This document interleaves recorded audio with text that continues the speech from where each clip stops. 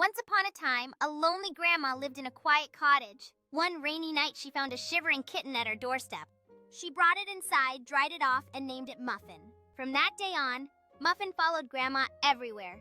During tea time in the garden, even while knitting, they shared laughter naps and warm blankets. The once-silent house was now filled with purrs and joy. Muffin wasn't just a pet. She became Grandma's best friend. And together they made every day feel a little more magical.